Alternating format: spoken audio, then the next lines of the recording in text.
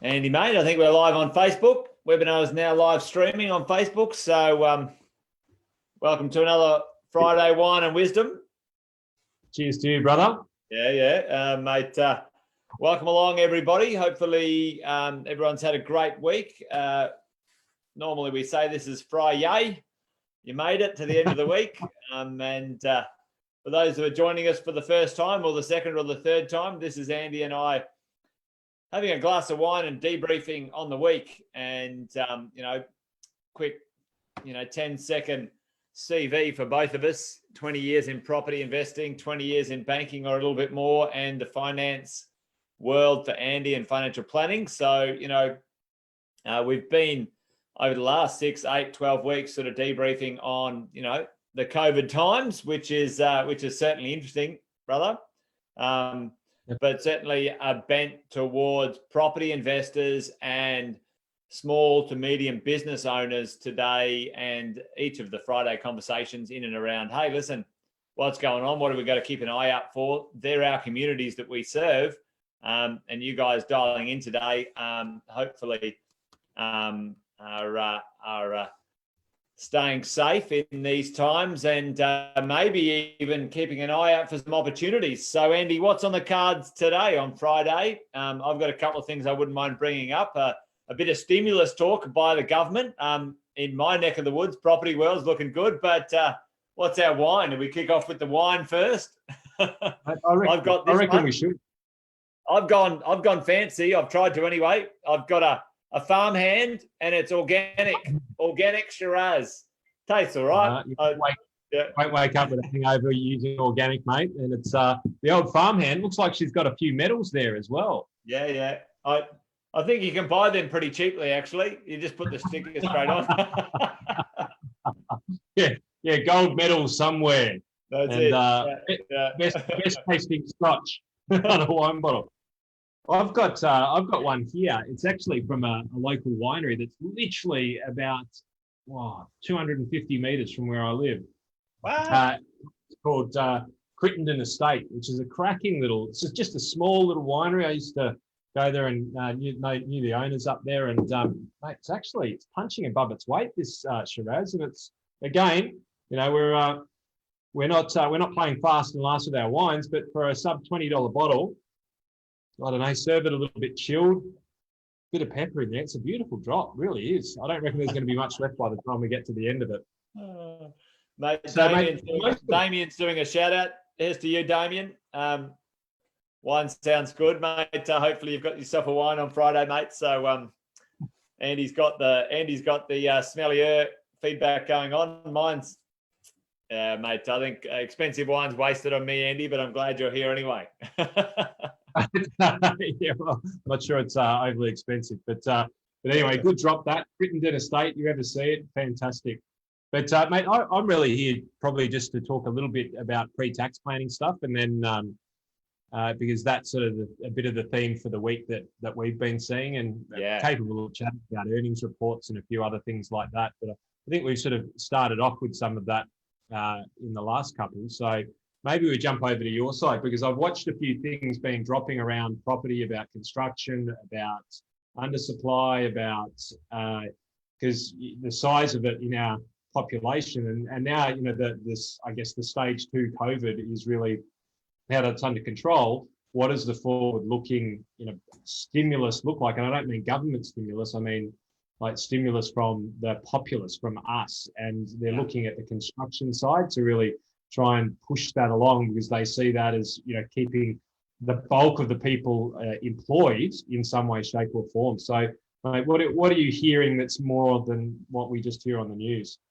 Mate, certainly I wouldn't rely on the news. They don't like to report good news because it doesn't sell newspapers. But mate, certainly I had a chance only a couple of weeks ago, and I may have sort of mentioned it in passing in the last few conversations we had, but an economist, Andrew Wilson, who we respect, greatly in our space, in the property space.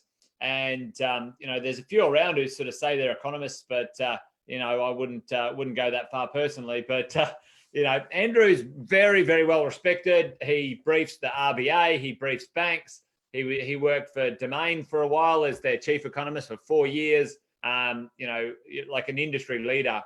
And reality is, if you look at any of the historic now, the history has a tendency to show some patterns, not necessarily repeat itself, but show patterns, and maybe habits that we have.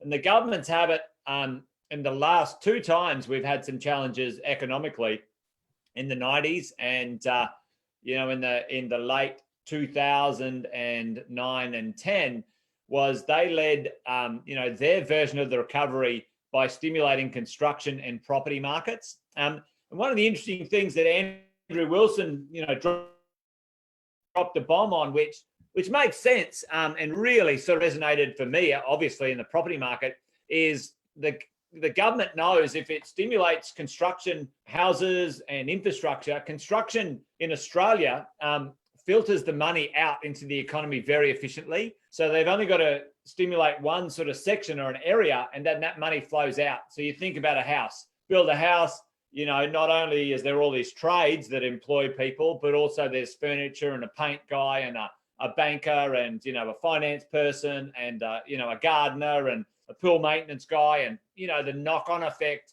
how they distribute the money outwards to the social system to get the money out there actually is really efficient. So, I love that conversation we had only a few weeks ago, and already we're seeing some significant lobbying in the property space. 2 things: the infrastructure space, and a few of these guys I'm talking about. Sort of, we network with some people in the infrastructure space. Infrastructure projects the government's sort of proposing and taking tenders on a next level. Hundreds of millions, billions of dollars, and the construction work that could come from that is significant. And then the next layer down, which is the world of building houses and apartments and other bits and pieces, already there's some significant talk, which is quite serious. It's not talk, it's boosts for building a house or building a brand new property, stamp duty concessions, land tax concessions, you name it, which I'm, over the moon about. But really, yes, great for us, which is awesome. So I think sort of, let's call it 6 to 18 months. I think that would really get the distribution working. Right now, and for a lot of people, they don't understand supply. Supply is not with what's being constructed now. That's not a supply conversation. That's actually what is being constructed today in the world of like any construction actually occurred 3 years ago. So you know what I mean? So the lead time for something to become real in construction world, especially anything significant, not a renovation home or whatever, but a set of land, like a land subdivision, a block of units, a set of townhouses, that started 3 years ago. Like, that is not today. Just because you're seeing the cranes in the sky today doesn't mean it happened today. And so what's happening today in the world, which is future pacing our supply in the next 2 to 3 years, is nothing. And it zero, squat. So nothing is being sold for the future. The projects, it is so low. And it wasn't, COVID didn't cause it. COVID was the death nail, the final nail in the coffin. The actual APRA investigation in the credit squeeze, which has been happening for 2 years, caused the supply chain issues. And you can see, if you track it, the approvals, what we call, we do the early warning system, which is the approval mechanism, things being approved and then things being marketed are the early warning systems of an undersupply. And I've been seeing it. You could go back and check my Facebook page. I did a Facebook video July last year saying, here's the great Australian undersupply has now begun. I'm calling it, so mate, that undersupply, if left unchecked right now, is going to show up in 2022, insane. There's nothing. There's no new construction, which is good because that'll offset, maybe some of our immigration issues for the short term as well. So it's interesting, isn't it? Because it's the 1-2 punch of like you said, it's not COVID, and it was really born out of the property boom, if you will, and then the credit squeeze and the RBA and APRA, not the RBA, but effectively APRA coming out and putting all of these regulations on banks, which dried up a lot of the lending that helped stimulate a lot of these projects go along. And what is almost, it's ironic and it's almost sardonic in some ways, that now all of this legislation that they put to restrict and it was called ethical lending, to create ethical lending from banks. They basically repealed all of this back and gone, banks, go back to the way that it was yesterday so you can stimulate the economy. It's like that's literally. What they just said, yeah. We'll get to that later. Yeah, and they've literally, and not to mention the billions of dollars that it spent them to actually go through the Royal Banking Inquiry and then enforce draconian legislation. Now they've literally had to step back and go, okay, everything that we just said, forget about it. Just go and lend and stimulate. But when you talk about 3 years, I'd even say it's even further out than 3 years, because if you think about DAs and things coming through, because you can be trying to get, like, if you're land banking, and for those your guys will all know it backwards, but generally if you've got large, the suburbs of tomorrow, those are paddocks of today, right? And you need to start a process with the council to be able to take that land, subdivide it, get the approval with council, then do the infrastructural plans, all of that sort of stuff. That's before you even go to an architect to build a house.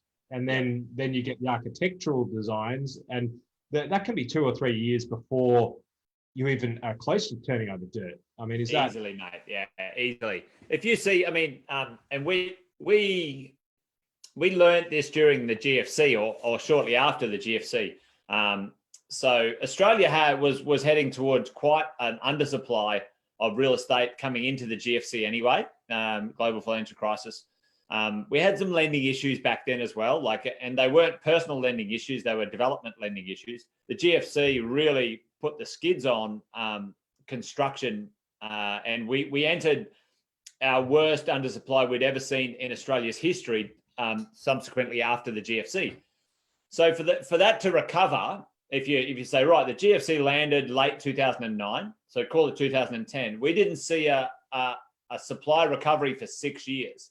So you check all the cities out, and Sydney recovered a little bit quicker than the other places, but Brisbane and Melbourne, none of the major cities recovered very quickly. So you're right, 3 years is actually pretty good going, having no problems at all. But we all know that there's problems in this world dealing with council and other things. So it is a 4 to 6 year window for recovery of supply entering a decent phase. And I just, and I talk about this all the time, Andy, and if anyone's listening in, you've got to be really, really cognizant of where you tune into the information and data you rely on, and anything to do with 9 News, 7 News, 10 News, any fucking newspaper. I mean, seriously, you got rocks in your head if you're thinking that's where you're getting your info from. Go to the source of the data, go to where the data starts, because what happens is a newspaper will manipulate the data so they can sell a headline and scare people, where the source of the data is this is just the data. And so, I encourage people to find the source of data and analyze it themselves. So right now, there's a great industry body, the UDIA, the development industry, and they manage, or they monitor the amount of funding available for developers. So, I'm getting a little bit technical, but there's what's called, the the main lenders, the banks might lend a developer a small amount. Then there'll be a mezzanine, another amount, and then there'll be, equity or preferred equity amounts, right? So right now, the banks have said, literally across the country, unless you are a proven developer, don't even come anywhere near us. Right? We're not interested. Back off, right? So they're not lending to developers, new developers, anyone new. And then so you got second funding and mezzanine funding, and then you got equity funding. All of that funding, which prices the risk of something in the marketplace, has now gone up between 20 and 40% in the last month. So you think about this, right? You think about just to deliver stock into the marketplace. Your funding's the cost of your funding by and large has increased. Let's call it 20%.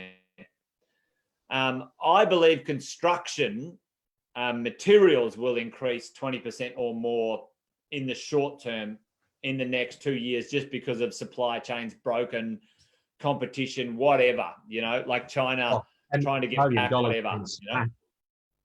Yeah, the Australian dollar. Yeah, the Aussie dollar down, right? Yep. So you just think about it, right? And then, so right now we just launched a project about 3 months ago in Melbourne. We did very well with our clients. The developer just sent us a letter 2 weeks ago, and they've put their prices up $80,000 on the rest of the development. And so, our clients right now technically have now got an uplift of $80,000 instantly, because that developer has to sell the rest of his stock at $80,000 more in that development to make it work. So, that's 65 cents. Wow. Yeah. Okay. Yeah. Well, and it's been lower, but it's hanging around there. So anything that's offshore is going to be proportionately more expensive. Yeah. And there could be more of this to come, because that I speak a little bit about the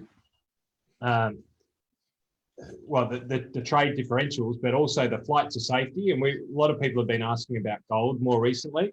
Yeah. And my comments around gold have been, look, it's a tough one to look at, but it's not necessarily the flight of safety that it used to be. And America, in my opinion, enters the market periodically that has a greenback interest, and as a result, it keeps the greenback as the solid, performer in the market. And that's the pricing competition from China. They're pegging against the US. Yeah. So there's all of these sort of currency wars and trade wars that I think are still actually happening. And I think from a property perspective, and I'll just bring this up, and a number of you have seen this before, because I talked about this a lot. What we're actually looking at here is the 10-year Treasury yields, right? So basically that's since 1980. So we've basically seen 30 years worth of declining interest rates. Yeah, and the funny thing is, we're now sitting down here with the rest of the world. So the whole world is basically down here at zero. So the question becomes, is when you're basically at zero, how does the pricing of the industry start to work? And what does that actually start to look like? And so from a property perspective and a lending perspective, what I'm starting to see, and what I'm taking from what you're talking about is, and this is opinion stuff still, just for anybody listening, is we're going to start to see more things priced on risk rather than just your mortgage, Mr. Witten, you seem to be a pretty good risk for the bank, so we're going to give you, the treasury rate or the bank bill swap rate plus, 1%. And then they're going to go, Andy Fenton, you look like a bit of a loose unit, and you've got credit cards here, there, and everywhere. Your mortgage is going to be at 12%. And we haven't seen this yet, but certainly in that private space, which is what you're talking about, the funding of these larger projects, that's happening, and that's happening in a big way. And it has to happen, because if we turn from just mainstream property investing into investing on my side of the equation, right? Where do you get yield? Where do you get income? And there's a gap at the moment. And that gap, dividends are being cut by banks, so they're not paying out. So those And they people cut who are or just they're zero, aren't they? Like it's just like, yeah, we're not paying it. some of them are cutting. Some of them are cutting. Was it Roche? It was one of the healthcare stocks that actually had done really well. They cut their dividend. They cut it from a strategic perspective, so that they could build their war chest to deploy. The banks have cut. I'm not sure if I haven't read all of them as yet, but the banks have cut their dividends, and it kind of makes sense. Like you can't really have the government coming in and printing money and helping out the banks the way that they're doing, and then passing that money straight on to the investors, going, happy days. The government is effectively sponsoring your investment. That's not cool either. But what it does do is it creates this gap in the market, and gaps don't exist very long in markets, not in my experience. As soon as people see the gap, they get found pretty quick, don't they? Yeah. And they don't just get found, they get exploited like there's no tomorrow. Like as soon as people see it, realize it, and by the time, and this is where the early adopter, the late adopter sort of trend comes through, as soon as people are aware of it, then all of a sudden, it's game on. You get a sort of a bull run into it. And then, hopefully you're not the last people to the dance at that point in time. But I think we're going to see a fair bit in this lending space going on risk rather than just what seems a bit stupid in a lot of ways. It's like, why should you have the same rate of interest on, in a blue chip area, blue chip property, blue chip profile? Why should you pay the same interest rate as somebody who's got property values that are probably going to be very volatile? And the potential of them paying them back is less. And it's not to create a divide or lack of equality, but it's simple, investment terms. It's like, well, Jace, I'd lend you and I'd give it to you basically, almost for nothing, mate. Almost for nothing, depending on the amount. but old mate down the street who I don't know from Larry, who seems a bit loose and has credit cards coming out, if I'm going to lend him money, I'm going to want 20, 30% return on it. Yeah. And I think that we're going to start to see that come in, and it'll be really interesting because those property players who are cashed and who have big war chests, I reckon that there'd be, and I reckon you'll probably know of a few of these who are really positioning themselves to take advantage of these periods of time to really build significant empires. Mate, one of the really amazing developers we've worked with for a few years, amazing guys. They were smart and they put a big footprint down during the GFC, and that's their projects, the ones that they purchased then, have really shone through for the last sort of decade of their development activity. And right now they've shelved 2 developments. They've said, no, we're not doing any developments, but we're going on a buying spree. And that's exactly right. The smart guys have got a war chest and they're going for it. And, the ones who aren't well funded, didn't have their pre-sales, didn't have their funding well lined up, all of those projects are being shelved and or like abandoned. And we're seeing that, like, it's record rates at the moment, like abandoned projects at council, like, we're off, we're out. And, it's really interesting in that sort of space. That's where the news is going to come in. And I'm certainly not spruiking the property side by any stretch of the imagination, but cutting through it, it's like, okay, well, that's where the media is going to focus, isn't it? They're going to focus on the dropouts, the half completes, because it's probably likely that, that's going to have a fair bit of a burn on the industry for a period of time as these players don't complete or, that they do drop out. But it does provide massive opportunity for other people to come along and pick up incredible assets at reasonably big discounts. And I guess from an investor perspective, you've got to try and be able to see through it a little bit. And I guess that, the buyer when everyone else is fearful type of a thing, you've got to really be on the button about what you're listening to and what data you're actually gathering. Totally. Because, and like what you're saying, Andy, like risk has got to be priced, right?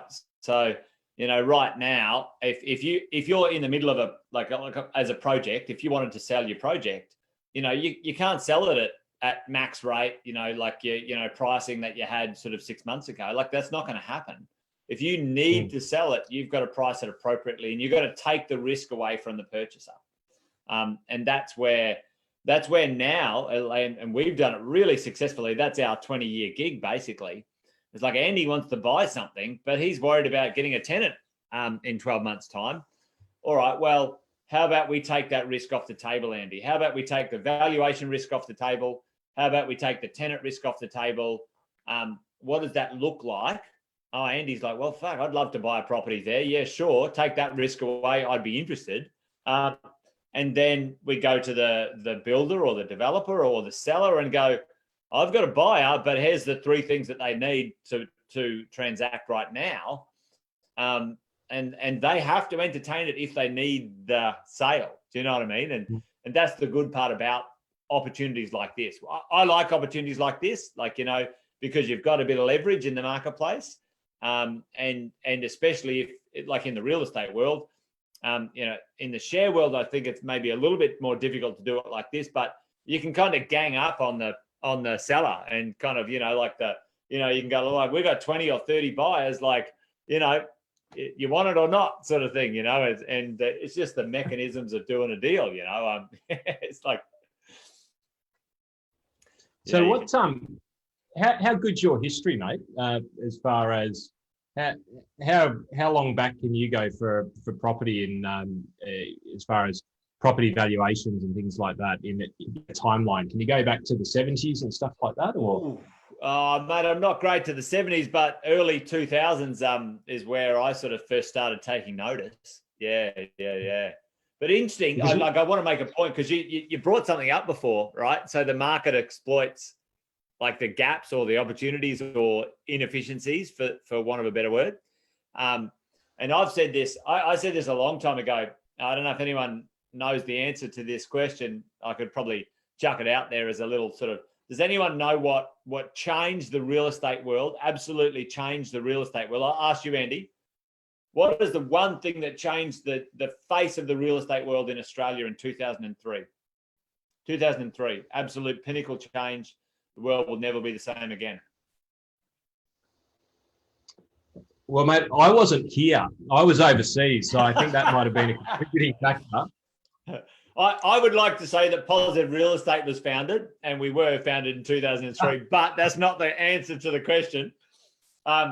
Realestate.com launched in 2003, right? And it was the first inroad to the speed of distribution of property information at the touch of a button. The share market had had that for many, many years, right? But now, right, you and I can go, let's look at AYR, AYR. Have you ever heard of that place, Andy? I have no idea where it is. Most people would say. You would type into realestate.com AYR, and within literally 30 seconds, you'd know the average price of a home there, and you'd know the average rent that you could get for an investment there. 2003, the property market changed forever because the speed of distribution of information started to, like, right now, the real estate industry can't hide. There's no inefficiency in the distribution of market information anymore, and there used to be, you know. So now it's really interesting where the property market is reported very much like, whether we like it or not, like the share market, you know, weekly, monthly, fortnightly, you know, the clearance rates on the weekend and stuff like that. Well, that's only a new occurrence. That's totally a new occurrence. You know, people who lived in Brisbane never understood Melbourne because you had to get on an airplane and fly there, and it cost you $1,000. You know what I mean? You know what happens when the speed of information increases and the speed of transaction increases? So I'm going to throw another one back at you, mate. I'm going to say, what happens early? Fuck, I can't remember now. Oh shit, I can't remember the time frame. No, I'll ask you a different question. I'm going to give you the hint. Who was it who changed the face of investing and led to the GFC? Ultimately, it was one of the founding forces. GFC would have been Was it the guy they made a movie about? Was it that guy? Like, What, Batman disguised as a smart guy with glasses? no.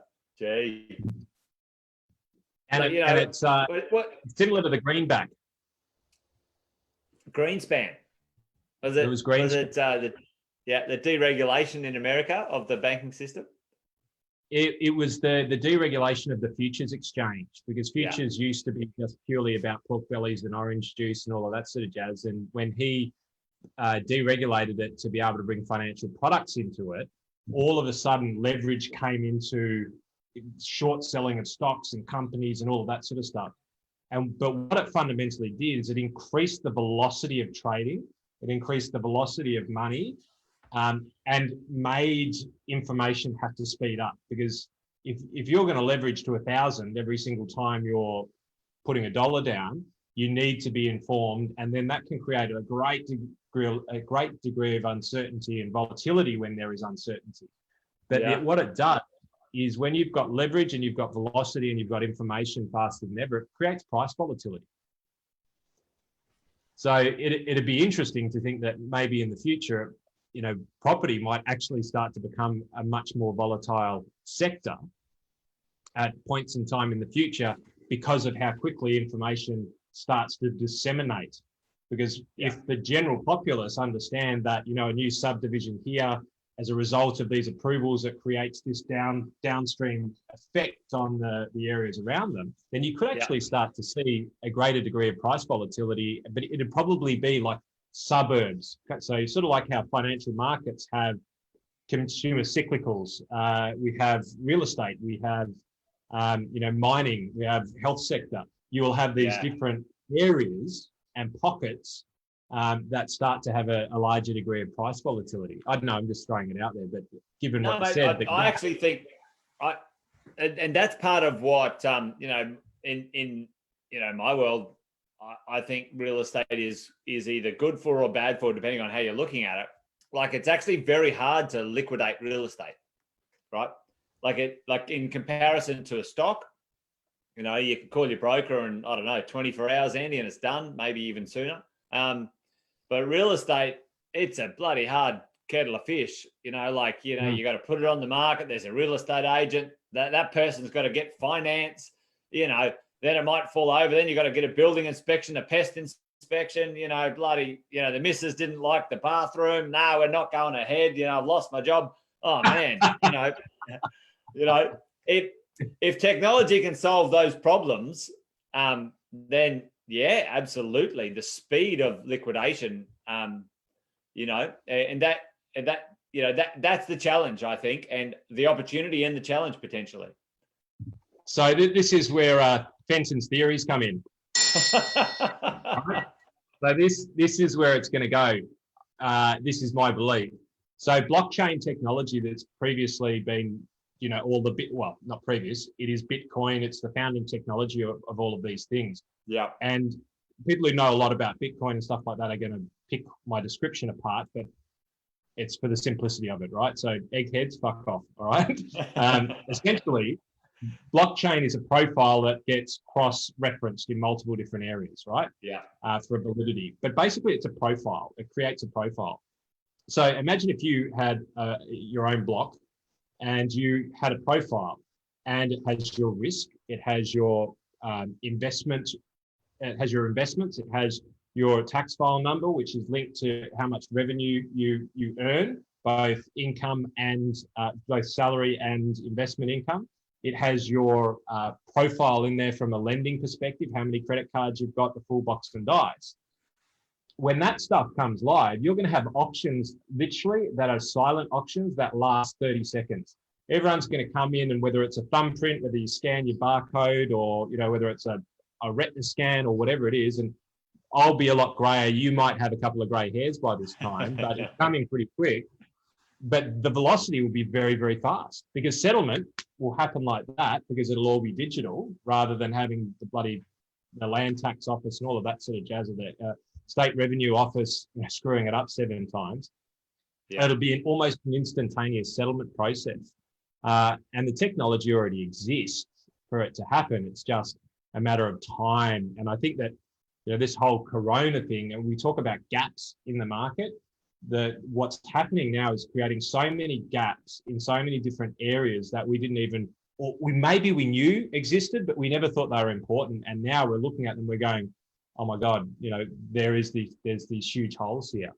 And I think that real estate and lending is like they're dinosaurs in their systems, in their platforms. Dead right. Once they get dragged, screaming and kicking into that space, you're dead right. I mean, if they can speed up that process, imagine I could check out your credit score literally in 1 second, and you're approved already without this. I mean, there's this crazy credit malarkey. Like, to get approved for a loan is ludicrous. Like, it's just a ludicrous process. You've got a bunch of scores. It's on your blockchain identity, and you know, like literally second to second what you could qualify for, mate. That gets me excited and scared at the same time.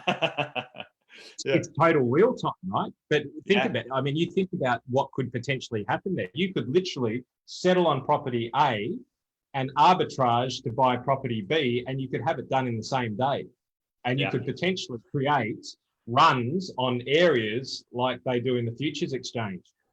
So you could literally, because the transactional cost will decrease and the speed will increase. I know there was this concept that I don't think ever took off properly. It was called bricks or something like that. BrickX.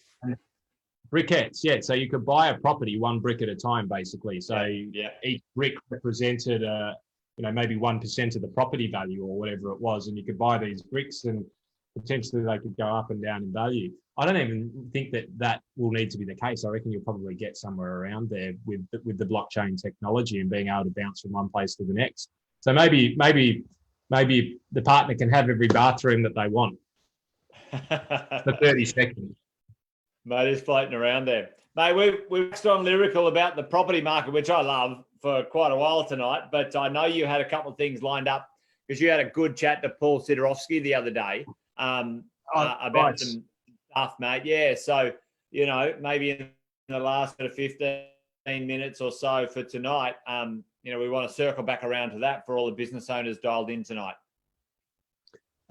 So look, it's sort of tax time again, and it's an unusual tax time this time because we've had no federal budget. We've just had bombshells of legislation. So had a good chat with Paul, and we just went through, and I'll play some excerpts from what we went through. But we basically had a quick chat about what you need to prepare for, and I launched a video earlier today, which were the sort of the five tips to tax planning, and effectively, when it comes down to tax planning, people just don't plan for it. And whether you're a property investor, whether you're a PAYG, whether you're a business owner, so many people don't plan for it. And that's the reason why they get screwed when it comes to tax.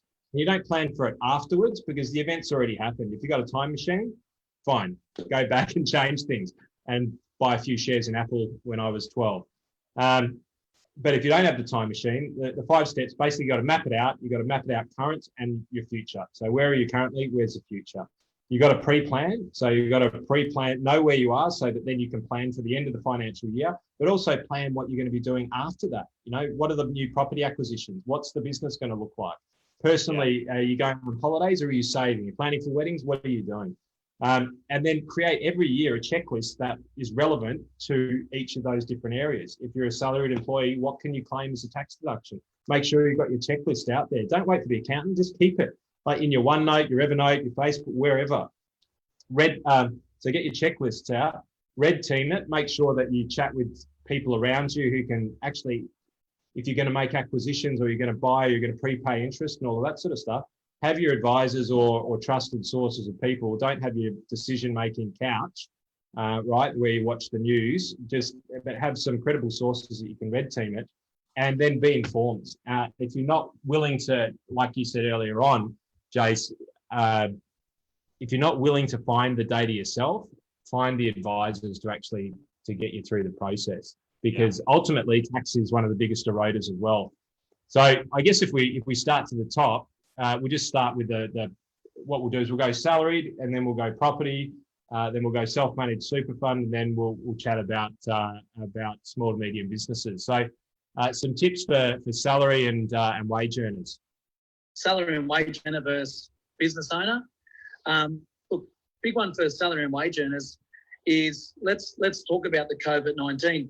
If they've had a job where they're earning more than, say, $39,000 a year, Andy, and they've been stood down or they're on the JobKeeper, then they're going to get nice refunds when they do their tax.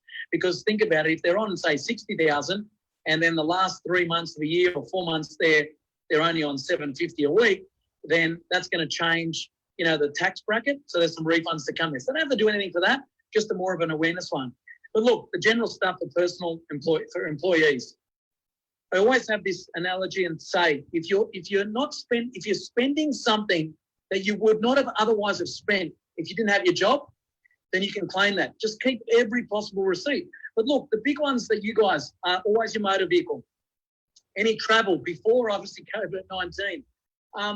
Any home office, like home office is a big one.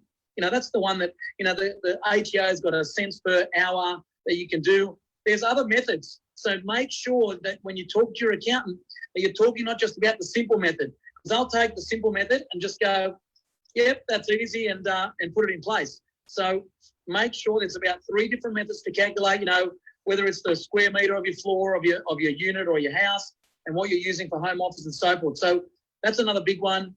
Look, travel to your tax agent. People normally miss that one. You can claim that. So that's usually the case. You got me, Andy? Yep. Yep. And so that's one that people often miss. And just bring forward any expenses that if you're going to go and spend money in your business, as an employee for your employment, and you can bring it forward, then go and spend it before 30 June. If you're going to spend it in July or September, then do it before. And really, from an employee mentality, they're the key things just to be aware of. Your uniform and your subscriptions and your computer and your mobile. Look, they're general. They're just like bread and butter. Everyone knows those. But from an employment point of view, just know that if you are on a higher salary and have been reduced, then you're going to get a better refund. Yeah, so I guess it's almost something to watch out for as well, because if you're going to be a lot lower, then potentially you don't want to bring things forward as well. Mate, have a look at your tax bracket. So from about 37 to 90, that's if you're in that bracket, you're okay. Yeah. Okay, good. But it's always good to know where you're sitting before you actually plan this stuff out. Okay. Mate, look, absolutely. And Andy, I know there's checklists of things to claim. We've got different checklists for different occupations, because different occupations have specific things they can claim. But they're the generic ones. So, mate, one of the big takeaways I got from that was that there's 3 different ways to calculate the home or the home subsidies, right? So, if you're working from home, now this is a big one. I know they talked about it on the television, but I didn't realise that there were 3 different ways of being able to do it. Oh, hang on. You got the instant replay going, mate. I didn't. I don't actually know how I did that. Mate, yep. There's definitely one for me. That's technology number 1. But the big one for me was that there's 3 different ways of being able to calculate the home office, and I think that's sort of crucial, because firstly, you're in COVID time, so there isn't going to be tax applicable to a good part of your year. So it's really, really important. And as a property investor as well, got to take this into consideration, right? Because you may not have a certain amount of tax because tax wasn't paid, right, during the COVID time from your employers. So really, really critical to do that. And Paul even talked about the checklists there as well. Well, so, mate, can I just clarify there for a second, which is good. Sure. Mate, I'm working from home. I'm being forced to work from home. Like every single person who worked from home for the last 2 months or 3 months might have a tax deduction that they are entitled to, right? Yeah, absolutely. And so you're saying that there's 3 different ways of calculating what that is. Yeah, gotcha. And all of the expenses, like if you needed a monitor, at home, or if you needed a chair at home, if you needed to renovate at home, there's different ways of being able to calculate the power, the gas, the internet. The second story I had to build on my house. Mate, if you had to build it, the home studio, so that we can do things like this, our technology stack, all of those different things, including now your mobile phone, right? Your mobile phone may actually be a work expense, whereas previously it wasn't, right? So it's just all these little things that people don't think about. But these actually, you start adding these suckers up, and they become a big part of the pie. And especially now, thousands of dollars. Yeah. And the thing is, you need, as an individual, you need to be prepared, because understand, like, whether you've got the best accountant in the world or whether you've got the worst. Hopefully you don't have the worst, right? But this year, these guys have had to process so much information, and all of their systems and processes, or not all of them, but a good deal of them, right? Because we're in a different landscape, different stuff's going on. It's up to you as an individual, no matter whether you're a business owner, investor, whatever. It's up to you to actually be informed this year, because don't blame anybody, like, especially if you're listening to this. And if you are and people don't know, share this video. It's not salesy or anything like that, but share it around, because ultimately, if you're not informed, there's a good chance that you won't get what you're entitled to. And that's about as plain as I can put it. Clear as that. So 3 different ways of being able to claim deductions for working at home. It's a massive one. So let's have a little bit of a listen. This is only a short one for property investors, and probably we'll get some more from you as we go through it. Look, from a before I get to the business ones, the rental property owners, look, prepaying your interest, always the case. If you're going to go and do repairs, bring it forward. Prepaying your insurance. If you've got the cash flow to prepay expenses, great. The other one too, if you haven't been getting rent or reduced rent because of COVID again, that's going to reduce your income, and depends on your interest. So if you diverted your interest as well, and you haven't paid your interest, for the 6-month term that the banks are giving you, then that's not going to be deductible during that period either. So it's like a double-edged sword. But just, depreciation. If you haven't got a depreciation report, go and get one and pay for it before 30 June, because you'll claim it. You can always get one after, but get it before so you can claim it and pay for it. Maximise that depreciation. It's very, very crucial. Again, travel to the rental properties, travel to your agent, phones, and all that for rental property owners. But the big ones are prepaying the interest, prepaying insurances, prepaying as many expenses as you can for the next 12 months, and bringing expenses forward. Look, and depreciation. Andy, they're the biggest ones. Yeah, and there's going to be some traps in and around this, because if we start to think about property owners, and if they're not getting rent for a period of time, then do you get the deduction on the interest? And this is where, ultimately, I don't actually know the answer to how they're going to run it this year. I would say yes, you can, but running those things, if you can afford it, to prepay interest, but this is where you need to be thinking ahead, right? You can't just think for this year. It's like, okay, so what's next year going to be like? What's my income going to be like next year? What's my tenant going to be like next year? What's my business going to be like next year? Do I bring it forward because I can pay it now, get some more tax as far as your interest bills and things like that? But it's about thinking about the future.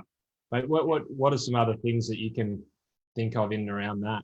Yeah, so certainly the idea of, doing repairs or maintenance right now is a good one. Certainly, in the renovation space, what we've had is a few strategies in and around. If you have been able to, because of being COVID affected, adjust your interest payments, what we have encouraged our clients to do is, if you're making some savings of some description, invest them in renovating and updating your property, because on the backside of COVID, the property now has increased rental attractiveness, and your rental income can increase quite nicely. So, and also negotiating with the banks and the lenders, You know, you might have gone in. What's actually quite classic at the moment is going into, you know, coming out of or going into, you know, 4% interest rates, you know, are not uncommon still. But coming out of COVID, you should have a 2 in your interest rate by and large on every owner occupier property, and no more than a 3 on your interest rate for a investment property as a PAYG. Business owners are different. They're penalising us and pricing our risk quite a lot higher, unfortunately. But you know, most people who've got a job, PAYG, stable, you'll be 2% for your own home and 3% for an investment. So, you know, and business owners, we're going to be paying 5%, which sucks. But you know, don't even get me started, mate. Don't even get me started. Well, I've I think been pulling out to when we're like a GFC, I was paying 11%. So I was like, I'm pretty happy right now, to be honest. yeah, that's right. But yeah, they are penalising us a little bit. Yeah. But again, with the property stuff, it's about having the checklist. And this is what I always get, you know, flabbergasted with people. And your group will probably be really good with it, right? But for most people out there, they're just not. They come into the end of the year, they don't have a tick list of anything. And then you have the problem with that, if you don't have a tick list, you have to relearn everything every year. Rather than just looking at what's different this year than last year, you have to relearn it. And I don't know about you, mate. I prefer to learn something once. We'll learn it once and then sort of, you know, just put it in your system. The biggest one I see for property investors, the biggest one is they rely on their accountant to do like a best guess depreciation and not get a depreciation schedule. It's insane, absolute insane. And, you know, pay the $450, you know, to get your depreciation. It's tax deductible. It lasts 40 years. Get it done.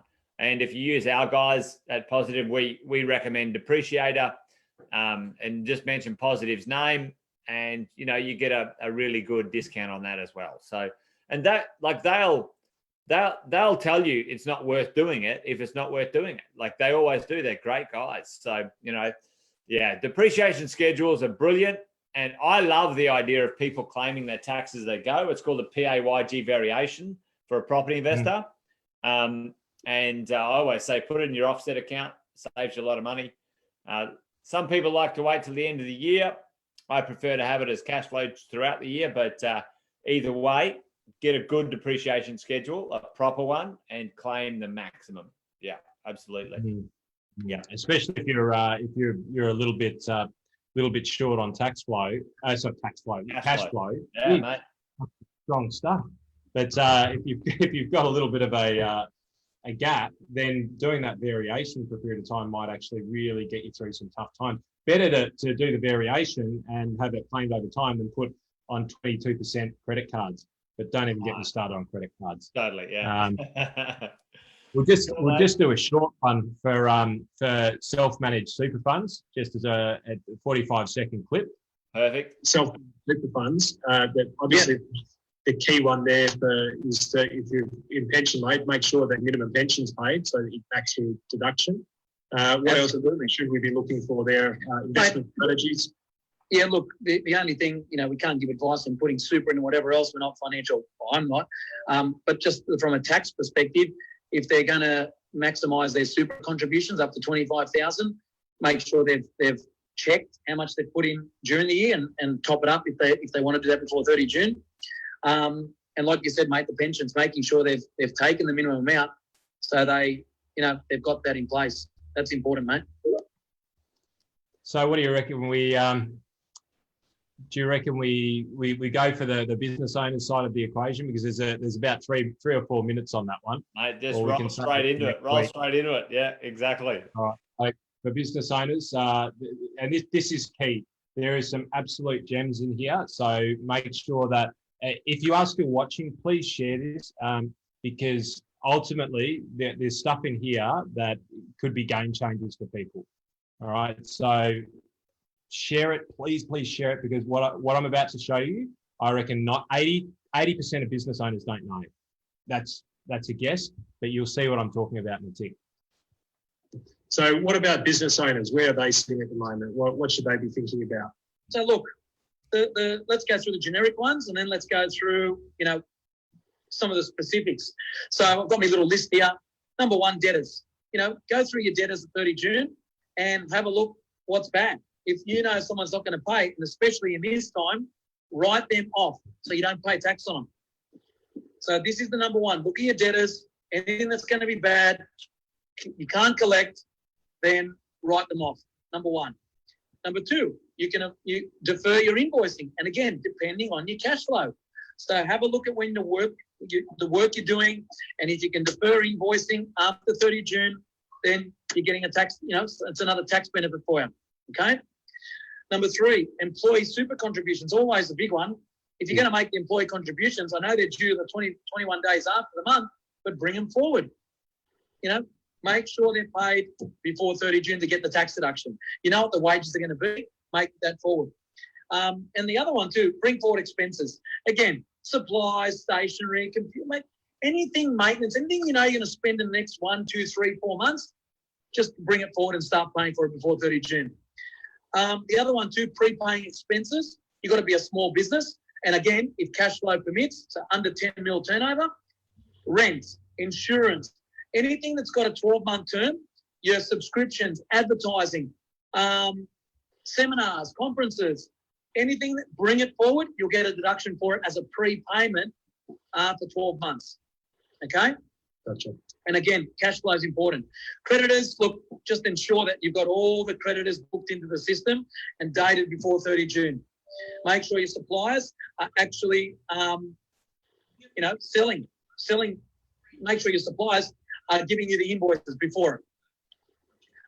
Capital purchases. Now, this is the one with COVID-19. So if you're going to spend money on assets, you can spend up to 150K and get a full write-off, full tax deduction, not tax back, full tax deduction. So that one's up to 30 June. After 30 June, it goes back to $1,000. Wow. Under $1,000, it's gone. It's over. Before that, it was up to 25,000 and 30,000. It's 150. It goes. Wow, so that's one I didn't actually think about as well, and I think that probably people won't be thinking about because we've been under that 25-30 for a little while now. So that's it. D-Day is 30 June, and then it's back to the old ways. 100%. It's people have missed this one, so they're all talking about bringing it forward, but there's a big one there. I think there might be a few computers and various different things bought after this conversation. Absolutely. What else is there? Now, the other one, directors' loans, Division 7A. So, look to repay directors' loans where you can to minimise the minimum repayment you've got to take out of the business. So that's important. Another one, your stock in hand. Go through your stock list, have a look at slow-moving items, anything that's not moving for, 3 to 6 months, devalue it down to $1 and you can write it off, okay? It's obsolete stock. The other one too, just defer any investment income or capital gains. So again, depending on when if you've got a sale or something going on, it's when you exchange contracts. That's the key date. So if you can, it's a little one, but something to be mindful of, and that's for personal, for business, for everyone. And I already told you about the depreciation.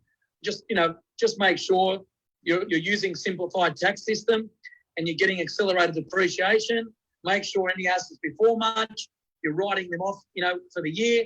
But you don't need to do anything there. Just got to make sure you're aware of that. And the other practical things too, Andy, if you're looking to change accounting systems, like as in QuickBooks or MYB Xero, now's the time to do it, 1 July. You want to do it then.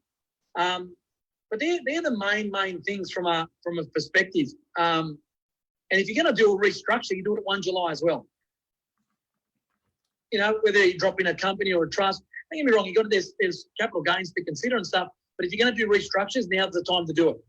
Yeah, 100%. Start off fresh rather than complicating it. And I reckon there'll be a lot of people looking to do that based on, what options are available to them. And if people don't know what I mean, have a look at Wine and Wisdom from last week, where we talked about how you can clean your business balance sheets. And certainly Paul can help you do that as well if you're familiar with what we talked about last week. But if you're a business owner and you're in precarious position of debtors and ATO, definitely go back and have a listen to that, because July 1 might be a brand new season for you. All right, absolutely, mate. Look, they're the main things, Andy. They're the ones we work so closely with clients on, and if nothing more, get really clear on your tax payments coming up for the next 12 months, 18 months, 2 years. Truly, this is going to be the key thing, managing that cash flow, because a lot of business owners are going, and the other one too, the JobKeeper payments. If you're getting the JobKeeper payments, you've got to take them into account because they're income. You've got to pay tax on those. So, just make sure that you've considered them in your business as income that's accessible.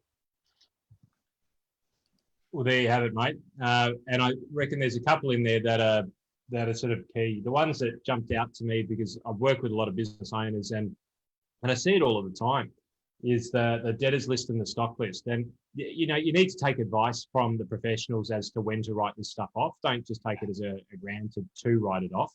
But there's times when you should and there's times when you shouldn't. But, especially the debtors in COVID-19 times, a bad debtors book, don't be taxed on it. Like, take it off and make sure that if it's unlikely to ever be realised or unlikely to be realised anytime soon, get rid of it, because there's no point, especially in times like this, paying extra. There's also something that I wanted to just double check, because I think it might have just been a bit of old thought patterns coming in. But I'm pretty sure that they stopped the deductions for property investors flying to their place, didn't they, and visiting? Oh, or is that? Yeah, the travel got shut down last year, so mid last year. So, but there is a few little different ways to do it. If you're in our positive mentoring program, program. There's a few secrets, are there, mate? Is there something that that you're not telling me?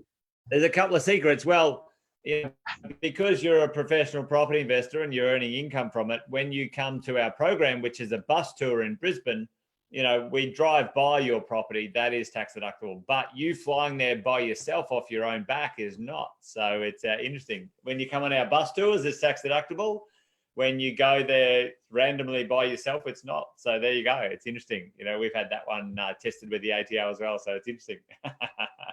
Always check it with your accountant, though. Don't take any tax advice from me or Jason. We're not licensed advisors. Well, Andy is, but I'm not. We don't know anything.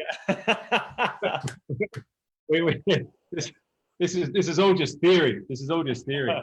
Mate, I'm just going to go through a few of the comments here, because there's been a number of them that have jumped through, and appreciate you guys dropping comments through. Pretty soon, Jason and I are going to be able to have a comments field that we'll be able to see actively while this is going. And so we're working hard. I can't even tell you how bloody hard we're working behind the scenes to bring this to you in hopefully the valuable format that it is. Mate, hopefully everyone's really impressed with your wine and wisdom sort of banner at the bottom there and everything. Like we need to, mate, you're cracking the atom, mate. You're splitting the atom right there, Andy. Thank you, mate. I've got one here as well. That was a contribution from my 10-year-old today. We were streaming on games, but anyway. Right, well, doing our best to try and make this a little bit more entertaining as we go along. But absolutely. I'm just going to check in here. Hey, Leonie, thanks for watching. Coming in, Shelley, thanks for watching. My knowledge, I can't quite figure out what that is. There's a couple of questions around here in regards to the $150,000 write-off. Yeah. And again, not a tax accountant, so go and chat with your accountant with respect to that. The one part that I didn't know is that when COVID finishes, that it goes back to 1,000. Now, and I've thrown out all my cheat sheets now because it's sort of come to the end. But the instant asset write-off, I think above when assets are above 150K to a certain level, then you can 50% this year, 50% next year. But just double check that one, Shelley, and anybody who's listening, because that's, for a small business owner, that's key. It's like Jason and I heard that and we went, holy shit, and just started going, well, what? Because we've gotten used to the 30,000. right? We've gotten used to that larger amount. I think it was 25, and then it went to 30,000.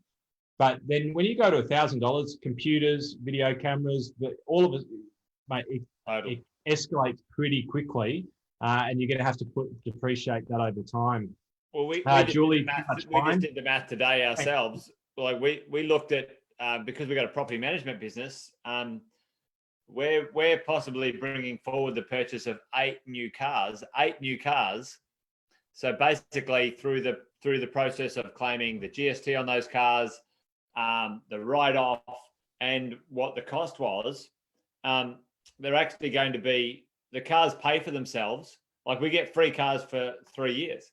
But like, it's just like, it's crazy. So my fear, in fact, is banner is for Julie. Julie, I can do a banner too. Yeah, there it is. That one's for you, Julie. Julie fucking Fletcher. Love you, Julie. Just too much wine. Too much wine. Well, so this one's for you, Jace.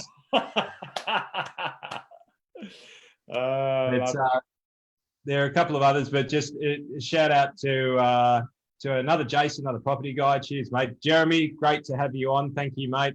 Shay, fractional ownership. Shay correcting our split English up here.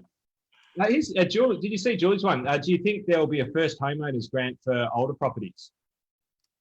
Mate, I think there will be for older properties. This one's for you, brother.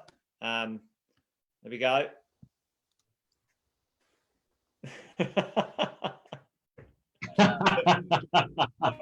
I've got 2 rolling in there now. Oh, Andy. Gee, we're getting out of control now, Andy. I think we've had too much to drink. Listen, Julie, I don't think there'll be a grant for older properties, but what I do think there will be is some extra stamp duty incentives. I think they'll improve them. And for first home buyers right now, I think the lenders will get behind that sort of thing. So at the end of the day, Julie, if you're interested, if you're asking for someone that you love or is in your family, right now, we did the mathematics the other day. We've been helping young first home buyers buy their first home for $7,000 in cash. Right now, $7,000 in cash, a first home buyer can buy their home. And depending, we had one first home buyer settle a property. They actually banked in real cash, $23,000 in real cash. They bought their first home. They didn't pay any LMI. They paid no stamp duty. The government gave them $15,000 and they banked $23,000 in real cash after buying their first home. So, yeah, it's interesting. I think there's plenty of cool things to do out there in the marketplace, depending on what you're up for. So, Andy, I think we probably need to call it quits, man. We could stay here all night showing off with our bits of technology and drinking too much wine, but we're dragging it on, I think, you know. Well, mate, I think there was one more on there. There was, how can businesses take advantage of undersupply? You know, what I would do as a business right now, like seriously, here's what I'm doing. So we are as a business at my world, we have applied for every government stimulus loan that we could possibly imagine. It is the cheapest funding from a business point of view I've ever seen in my life. Right now, touch wood, we are on the cusp of getting $500,000 of business funding.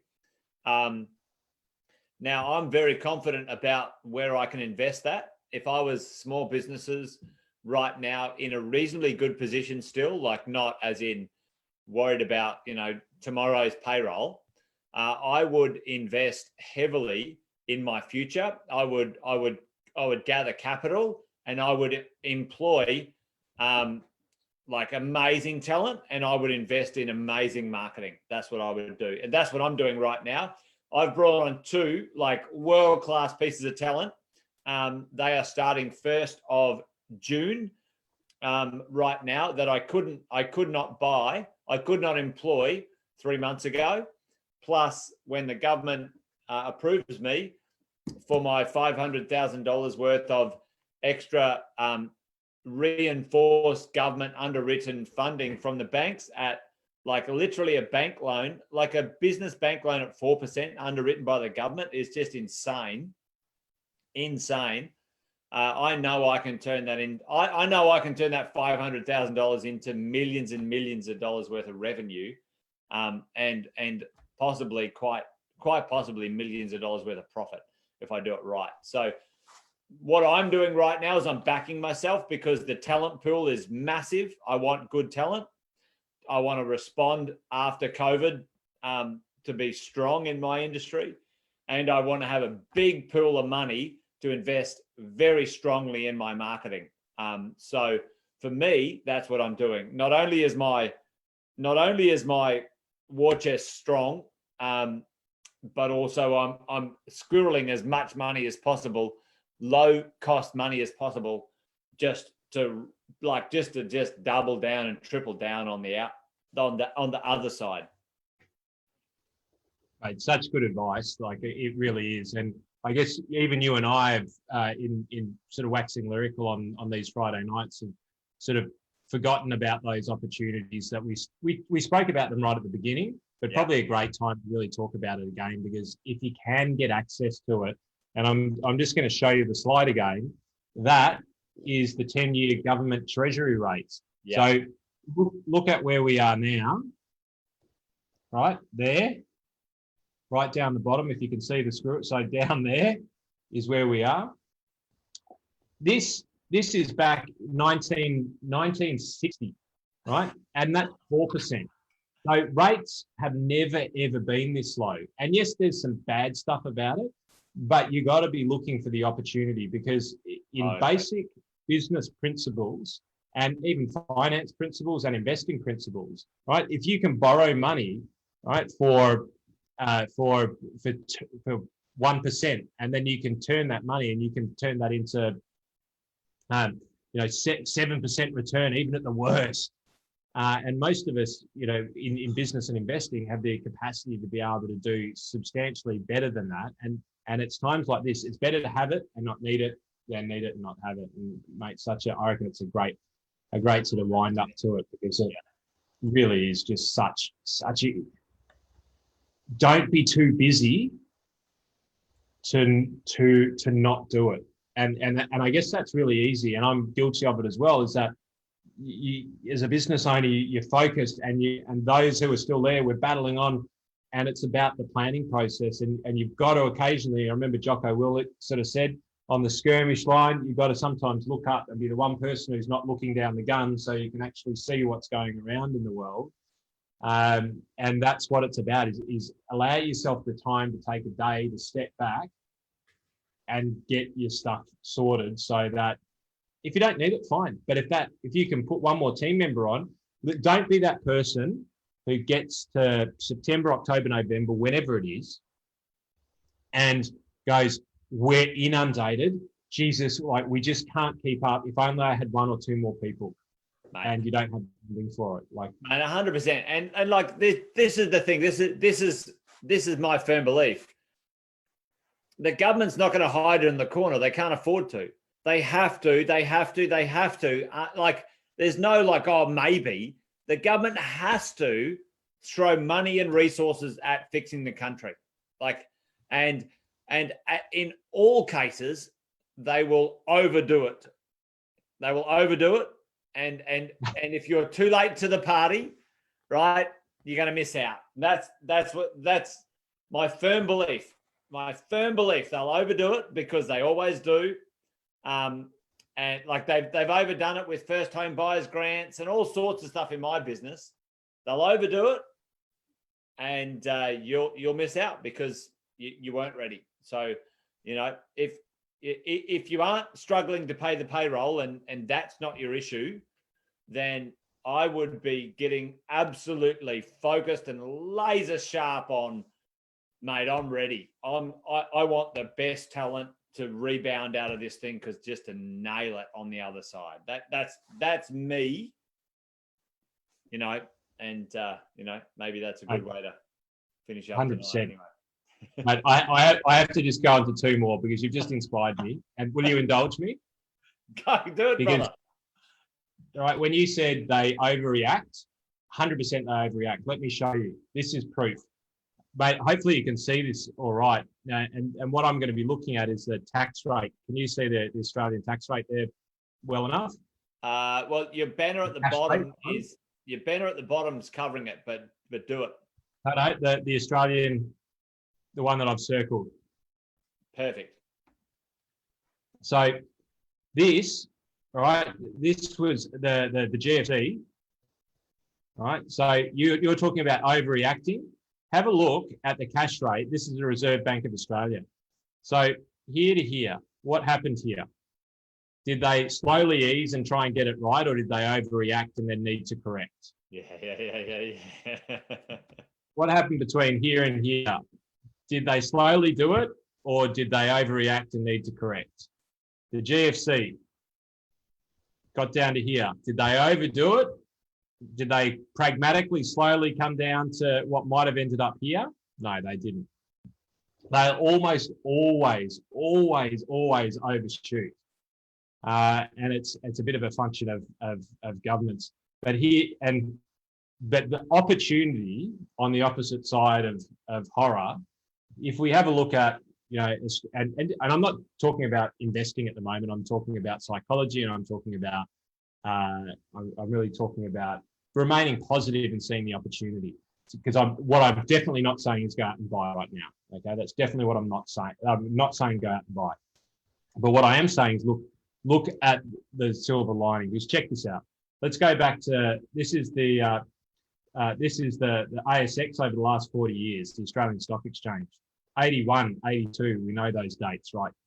Terrible. And those dates are what we're being compared to right now, right? 2 terrible years. What did we see on the back of it? We saw 66% rebound. 1987, we know that date as well. It's got black in it as well. 17% rebound. 17 down, 34 up. 2 down, 40 up. 8 down, 20 up. 8 down, 15 up. 40 down, 39 up. Probably the worst recovery. 11 down, 18, 19 up. -3, +24. What this shows is that, and is that you effectively you can't keep people down for long. Like these are the gaps that we talk about, and these are the opportunities and how we can recover from them. And I didn't put the slide up to say jump into equities. I put it up to sort of just go, you know what? Fortune favors the prepared mind, and if you can build yourself and do. The theme of this is tax. Fucking know your position. Just know it, right? Yeah. Like, understand what it's going to be. Plan for next year. Do some contingency planning, and understand what it's potentially going to look like.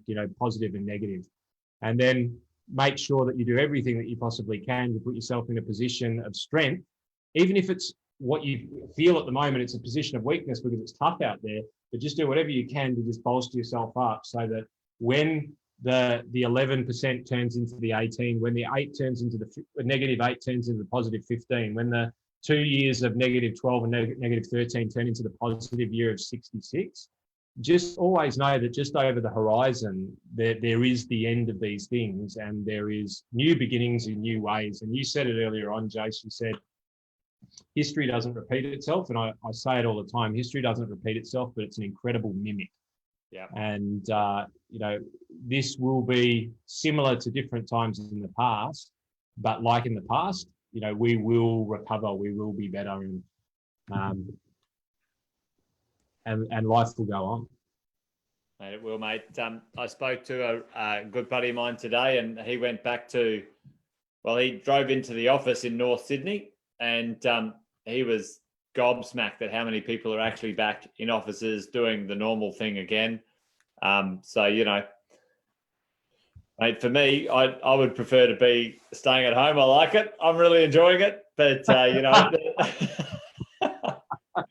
it's the new normal. It's not let's not, you would be stupid if you don't learn the lessons of what this does give us, because this gives us lessons, right? Totally. And anybody who does not learn, anybody who just wants to go back to the way that it was yesterday, that's an emotional attachment to a period of time that has passed. Yeah. That's like saying, you know what, I'm not into all of this petrol shit. I want to be on horse and cart. Seriously. Totally. Like, yeah. the world is going to change. Fuck it, just get used to it. And if you're under the age of like 80, and sorry if you're listening and you're over the age of 80 and you're probably sitting there going, I don't want any more change. I used to have horse and carts and now we've got iPads and shit. But, you know, it's going to change. And like this stuff, I can't ever see this finishing. And, Mate, and I love it. My clients have loved it. Like, I mean, you know, we have never had in Positive's history as many one-on-one conversations with our clients than we have in the last 6 weeks, because of this. People are home, people are, so they're forced to use the technology, like, you know, and they're like, and every single one's like, it's so much better. And I'm like, I'm loving it. So mate, one of the things that was my concern is like it'd end too soon, as in people would get back to normal without learning a new habit.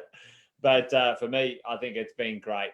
You know, well, personally for me, you know, there's a lot of people who've had a tough time, and that's not discounting their challenges. But for me, I certainly have, from a personal and a business point of view, really valued learning a new habit and a new set of skills for the future, and I'm pumped about that. So, you know. Oh, mate, absolutely. And look, I don't think anybody thinks that.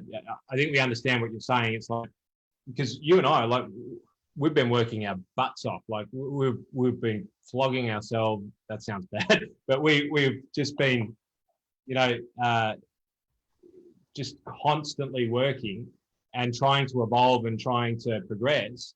And I appreciate that. I think that, you know, it's not easy by any stretch of the imagination. This is probably one of the most difficult times from a business perspective I've ever been in. And but I, like you, mate, I appreciate the lessons, and some of them are hard and some of them are hitting, you know, even harder for other people. But if we don't learn the lessons from them and pivot and change, and what I can promise you and everybody on this call, I reckon 80% will probably go back and want things to be the way that they were. The 20% who go, yep, the world's changed, are the people who are going to be the big leaders of tomorrow. And I've got absolutely no doubt that that's the case. Mate, I'm with you, mate. The 20% who've noticed the world's changed will be the 20% who'll change the world, mate. I think that's a great way to fucking sign off. Mate, that was brilliant. Oh, hang on. We need a little bit of applause there, mate. Cheers. Thank you. Always good to catch up. Yay. All right, brother. Mate, awesome to have a chat with you, brother. Having a wine, and hopefully people got value out of tonight. And in the future, you know, lob a few questions over the fence. We love answering them. And mate, here's to us upping the quality next time with our scrolling messages and our whatever it's called, overlays and all sorts of stuff. Anyway, have a good weekend, brother. And for those who are still watching, who do you know who we should be getting on board? So who do you know who you reckon we should be chatting to? If you know somebody you think that we should be chatting to, message us and we'll grab them on board. Chuck a name in there. Absolutely. Nice fun. All right, brother. Have a good weekend. Thanks, everybody. Thanks for dialing in. All right. Adios.